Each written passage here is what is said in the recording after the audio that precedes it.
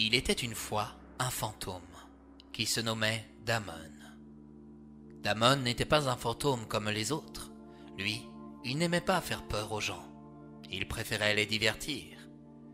Il ne comprenait pas pourquoi on avait fait de lui un fantôme. Bien avant de mourir, il vivait dans une ferme près de la forêt de Camorra, mais ça, c'était d'un autre temps. Aujourd'hui, il errait dans les rues du royaume d'Eternitia. Chaque nuit, il écoutait les conversations des Éternitiens qui s'éternisaient dans les bars du royaume. Un jour, il entendit dire que le roi envisageait de construire un opéra. Il avait découvert ce genre musical dans le royaume de Vanna. Il était hors de question à ce que les Vaniens puissent être les seuls à profiter des airs d'opéra venant des quatre coins de Britannia. L'opéra se monta en quelques mois. Lorsqu'il y fit son entrée, Damon fut étonné d'y retrouver d'autres fantômes qui assistaient aux différents spectacles que les Éternitiens proposaient. Pour une fois, le roi eut une bonne idée. Cependant, pourrais-je monter sur la scène à mon tour ? « Comment oses-tu penser une chose pareille ?» lâcha une camarade dans son dos. « Nous sommes morts, voyons. » « Peut-être, mais les Britanniens peuvent percevoir notre reflet dans leur miroir, une fois que la nuit tombe. S'ils te voient, ils vont tous avoir peur. »« Dis-moi, quel est ton nom ?»« Amorta. » »« Eh bien, Amorta, au lieu de t'occuper de mes pensées fantomatiques, occupe-toi des tiennes d'abord. »« Oh, c'est bon, ne le prends pas ainsi. » Amorta s'en alla en traversant des murs. Damon fila vers la scène. Dessus, il n'y avait personne. L'opéra, pour le moment, était vide. Cependant, d'ici 1 heure, la foule sera présente et les artistes entameront les premiers airs. Se retrouvant seul sur la scène, Damon se laissa emporter par son inspiration et commença.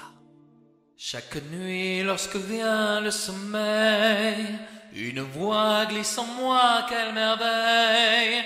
Je suis là devant vous, mais vous ne me voyez pas, car je suis le fantôme de l'opéra. Opéra, opéra, j'ai toujours su que c'était là en moi. Opéra, opéra, souriez, je vous prie, au fantôme de l'opéra.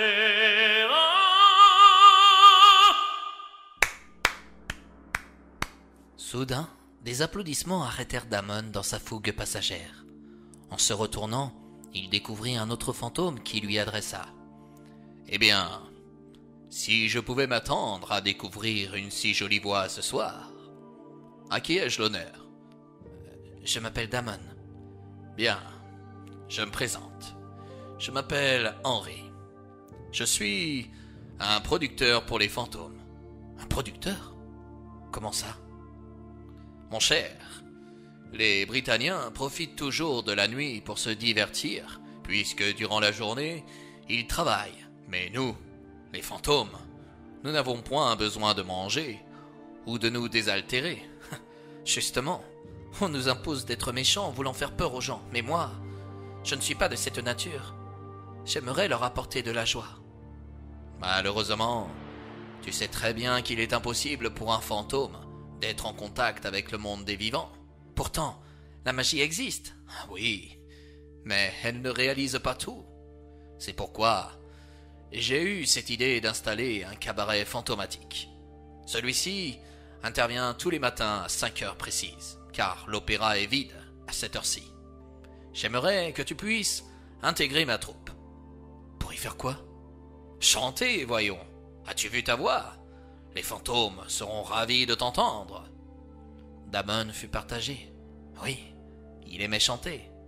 Mais il n'avait pas prévu de divertir des fantômes. Lui, il voulait donner une autre image du fantôme aux Britanniens. Quelques semaines passèrent. Le fantôme devint vite un élément incontournable dans le cabaret fantomatique. Mais une nuit, au beau milieu de celle-ci, Damon se décida à rendre une visite aux artistes qui se trouvaient dans les coulisses. Il se rendit dans la loge d'une chanteuse qui se préparait. Il fit attention à ne pas apparaître brutalement dans le miroir. Celle-ci se maquillait soigneusement. Soudain, pour la taquiner, il déplaça son verre d'eau sur la table. La chanteuse le remit à sa place. Damon le décala encore. « Par tous les saints-pères de Britannor, il y a un fantôme dans cet opéra !» lâcha la chanteuse. Damon se rendit derrière l'éternitienne. Il regarda son dos si pâle, si beau. Puis, avec ses mains, il réussit à fermer la robe de la chanteuse qui sentit sa présence, loin d'être méchante. « Si j'avais pu m'attendre à recevoir autant de frissons avant le spectacle, dit la chanteuse. Et moi, si j'avais pu chanter sur scène avec vous, j'en serais le plus heureux, osa Damon. Malheureusement, je sais que vous ne m'entendez pas. Quel dommage. » Tous les soirs, Damon revint dans la loge de la chanteuse. Celle-ci aimait sa présence et regrettait de ne pouvoir l'entendre. Mais une nuit, à la fin du spectacle, Damon arriva à lui délivrer un message sur un bout de papier.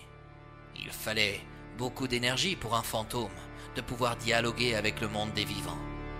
En arrivant dans sa loge, la chanteuse lut « Je vous aime, Damon. »« C'est votre nom, Damon ? Moi, c'est Sandy, et je pense que vous le savez déjà.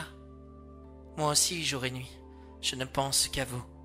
Et ça me fait drôle de savoir que j'aime un fantôme. Oh, pourquoi ne suis-je pas comme toutes ces éternitiennes ?» Sur le bout de papier, un autre message apparut.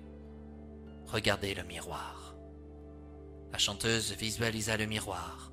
Soudain, elle vit le reflet de Damon derrière elle. Des larmes coulèrent sur son visage. Il était tellement beau. Elle aurait tellement aimé l'embrasser. Damon se rapprocha d'elle et posa une main sur ses épaules dénudées. Sandy la sentit et se laissa prendre par ses caresses, quand soudain, des lèvres se posaient sur les siennes. L'amour de la chanteuse était si pur, si sincère, qu'il permit à Damon de retrouver la vie et de quitter ce monde fantomatique. « Oh, par tous les Britannor, tu existes, tu es vivant !»« J'ai l'impression que oui. »« Tu es un magicien ?»« Ah non, je suis un chanteur d'opéra, ou plutôt, le fantôme de l'opéra. »« Le fantôme ? Maintenant, tu ne l'es plus en tout cas. Enfin, ce n'est pas grave. Nous en recherchons un, justement. Aimerais-tu chanter avec moi ? » Oh, je n'espérais que ça depuis si longtemps, affirma Damon. Et c'est ainsi, mes amis, que l'histoire se termine. Grâce à l'amour, Damon put retrouver la vie. Oui, l'amour peut sauver de nombreuses existences, comme ça peut en détruire aussi.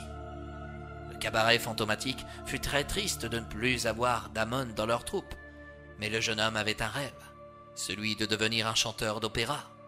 En jouant le fantôme de l'opéra et en ne perdant jamais espoir, Damon arriva à atteindre ses objectifs. Alors, si jamais vous avez des rêves, ne les perdez jamais de vue. Pourquoi ? Car ce sont eux seuls qui vous permettront de vous sentir vivant.